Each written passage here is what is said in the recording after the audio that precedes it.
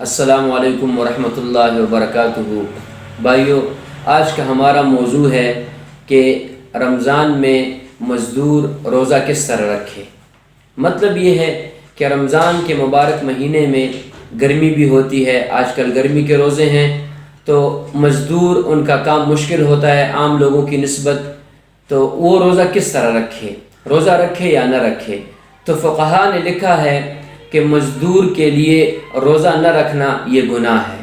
مزدور روزہ رکھے گا، جتنا سخت کام بھی ہو اس کے لیے وہ روزہ رکھے گا۔ ہاں، فقہا نے لکھا ہے کہ اگر مزدور مزدوری کرتے وقت وہ اتنی اس کو پیاس لگی اور اتنا وہ بیمار ہو گیا کہ اس کی جان کا خطرہ ہو گیا تو مزدور پھر روزہ توڑ سکتا ہے۔ عام حالت میں مزدور روزہ نہیں توڑ سکتا اور مزدور روزہ رکھے گا، کیونکہ رسول اللہ صلی اللہ علیہ وسلم نے مزدور کے بارے میں فرمایا ہے الکاسب حبیب اللہ، کہ مزدوری کرنے والا وہ اللہ کا دوست ہے۔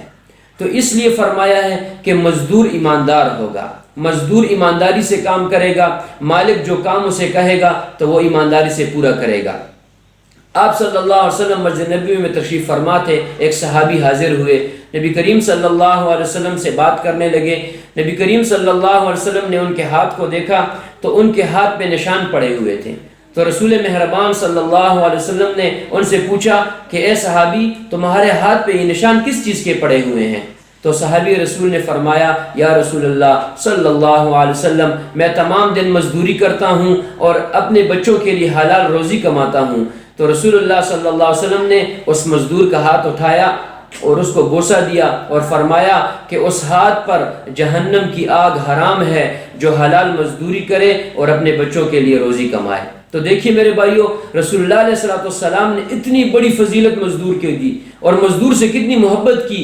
کون سا وہ ہمارا جو ہے نا بڑا ہے، کس قوم کا بڑا گزرا ہے جس نے اپنے مزدور کا ہاتھ چوما ہو؟ یہ ہمارا پیارا نبی ہے صلی اللہ علیہ وسلم، جس نے اپنے مزدور کا ہاتھ چوما، اس سے اظہار محبت کی، کیونکہ اس کا کام مشکل ہے۔ تو مزدور کو ایمانداری سے کام کرنا چاہیے، بغیر سخت عذر کے، جیسے میں نے شروع میں فرمایا کہ اگر جان کا خطرہ ہو مزدور کو، اس حالت میں روزہ چھوڑ دے، ورنہ روزہ نہ چھوڑے۔ دوسرا، رسول اللہ صلی اللہ علیہ وسلم نے فرمایا مالک کے لیے، جو مزدوری کروانے والے ہوتے ہیں لوگوں پہ، جو مالک ہوتے ہیں، جن کے نیچے ماتحت ہوتے ہیں، ان کے بارے میں فرمایا کہ اللہ رب العزت اس شخص کو خوشیاں دے اور اس کو جہنم کی آگ سے بچائے جو اپنے ماتحت، اپنے مزدور، اپنے نیچے کام کرنے والے لوگوں سے کام کے بوجھ کو ہلکا کر دے۔ تو میں مالکان سے بھی یہ کہتا ہوں اور بڑوں سے بھی یہ کہتا ہوں، جو کارخاندار ہوتے ہیں، جو بڑے لوگ ذمہ دار ہوتے ہیں بڑے اور مزدوروں پہ کام کرواتے ہیں،